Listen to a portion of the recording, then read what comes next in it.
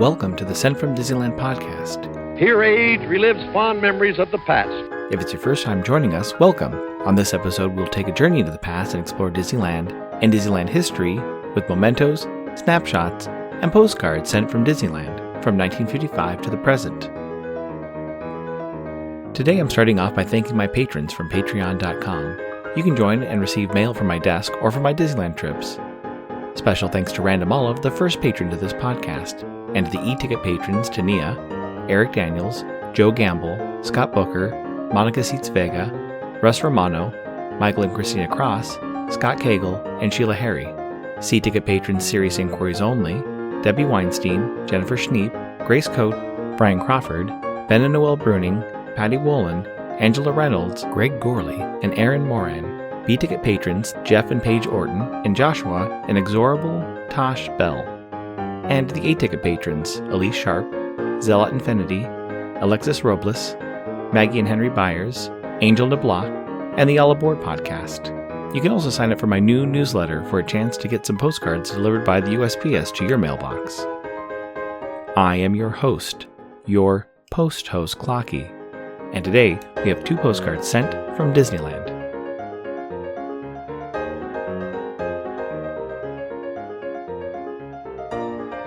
The front of our first postcard has Matterhorn Mountain. You can see Monorail Blue just below, and Guests walking near the Submarine Lagoon, near the Tomorrowland Terrace. There's also Skyway gondolas going to and from Fantasyland, and through the mountain. If you look closely, you can even see the top of King Arthur's Carousel and the Coca-Cola sign. On the back it reads, "Previewing the future of transportation, the first complete monorail system in the United States carries guests over the Submarine Lagoon and around the Disneyland Matterhorn Mountain. Climbing steep grades and racing around sharp curves, the Disneyland all-wake monorail trains run over a concrete highway in the sky." It's postmarked August 6, 1969, with an Anaheim cancel and a 6-cent Franklin D. Roosevelt postage stamp, Scott number 1305. I assume they visit the park on Tuesday, August 6, 1969, when park hours were from 8 a.m. to midnight. The weather was a high of 87 and a low of 64. It's addressed to Mr. and Mrs. D. Daniel of St. Louis, Missouri. It reads, August 5th, Tuesday. Hi, you all, this is really great. We are overwhelmed by the ageless fun here. It's really the nicest place. We are a little tired, but going strong. Last night the kids went to bed at 1 a.m. St. Louis time, and awake at 8 a.m. Pacific time. Again, many thanks for the lovely mixer. It fit fine in my case. Love from K, D, S, and C, Ryan.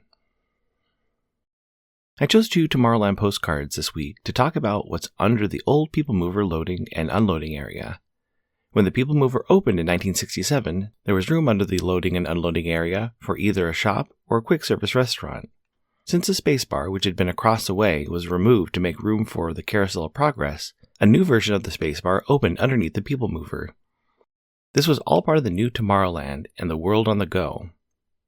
Looking at a 1966 and 1967 map, the spacebar changed its menu, originally selling hamburgers, hot dogs, cold sandwiches, chili and beans, salad, ice cream bars, hot dogs, and cold beverages.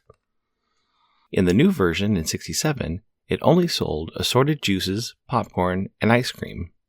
Looking further into the future past, or the past future of Tomorrowland, the spring of 77 map was the last time the location was called the Spacebar, and at that time it served cherry mist punch, popcorn, ice cream, and frozen bananas. It is also noted below that the Orville Redenbacher's gourmet popping corn is exclusively served from popcorn wagons in various locations in the park. By the summer of 77, the Spacebar had been renamed the Lunching Pad, and it served Space Mist Punch, cold sandwiches, brownies, popcorn, ice cream, and frozen bananas. Flipping through the 1980s map, the Lunching Pad is noted to be only open on weekends and holidays.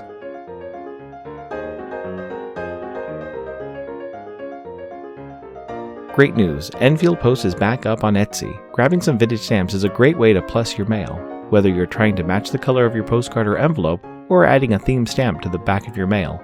Be sure to check out Enfield Post. You can head over to EnfieldPost.com and explore all the different vintage stamps you can use on your next card or letter. That's ENFIELD POST on Instagram, and EnfieldPost.com for your wedding and vintage postage needs. Enfield Post is the official postage stamp sponsor of the Sent from Disneyland podcast.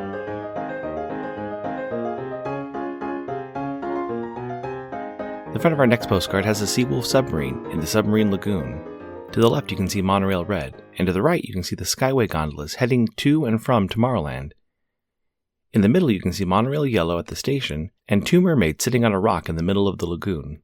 If you look closely, you can see the Tomorrowland rocket jet sign. On the back it reads, Submarine Ride. In Tomorrowland, you'll explore the mysteries of the seven seas aboard authentic submarines, viewing the lost continent of Atlantis, the Mermaid Lagoon, and traveling beneath the polar ice cap. It's postmarked August 12, 1969, with an Anaheim cancel and a 6-cent U.S. flag over the White House postage stamp. It's got number 1338. I assume they visit the park on Tuesday, August 12, 1969, when park hours were from 8 a.m. to midnight. The weather was a high of 87 and a low of 67.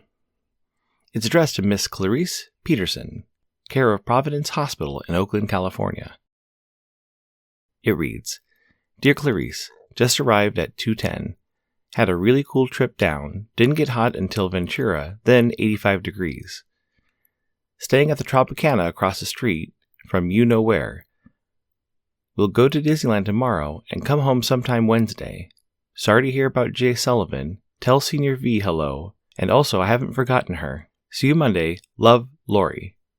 Hi Barney. P.S. Whatever you do, don't forget Eileen Gladdy, Deb, and Gary, or I will be shot. From the late 80s through the late 90s, the Launching Pad continued to serve hot dogs, soft drinks, popcorn, and frozen treats. The Launching Pad closed in 1998 to prepare for another new Tomorrowland. In March of 1999, the Radio Disney broadcast booth opened under the rocket rod loading and unloading area and replaced the Launching Pad. The radio booth consisted of a small glass walled booth where DJs would broadcast from the park. The soundproof glass allowed guests to watch the disc jockeys live on air. Looking at a map from May of 2000, there's a special section under the Tomorrowland attractions, shops, and restaurants, which reads, Broadcasting live in Tomorrowland, Radio Disney Broadcast Studio, Just Plain Mark and Zippy Show Tuesdays and Thursdays, 1 to 5 p.m. The Radio Disney Broadcast Studio at the park closed in December of 2002 and remained vacant until 2006, when the area was changed to a shop named Tomorrow Landing, where it sold Star Wars lightsabers and Disney-themed hats, and more recently has become a store of pins, magic bands, and some other related merchandise. Soon the Tomorrow Landing shop will become the longest tenured attraction, shop, or restaurant in that location.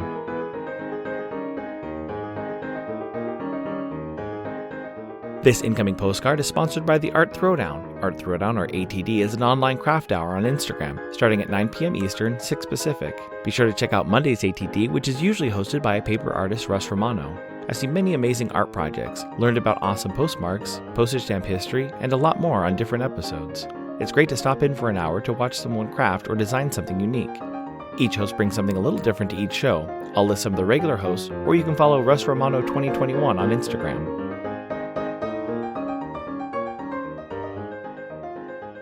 The front of my incoming postcard has two images of the San Francisco Cable Car Barn and Powerhouse.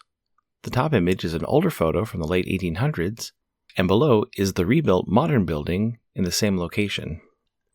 On the back it reads, Built in 1887 for the Ferries and Cliff House Railway Company, and rebuilt after the 1906 earthquake and fire, later refurbished in 1967, and almost entirely rebuilt again in 1982 through 84.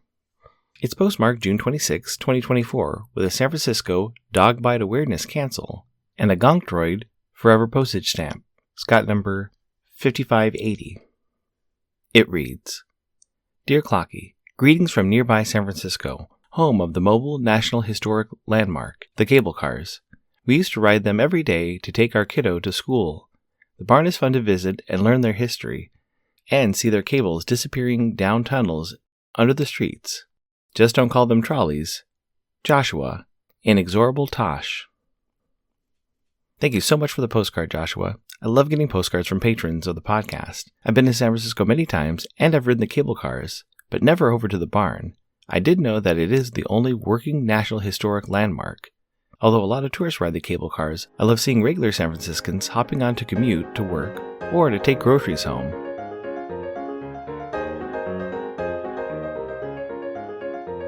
Thanks for listening to Sent from Disneyland. If you enjoyed this podcast, please subscribe and tell your friends.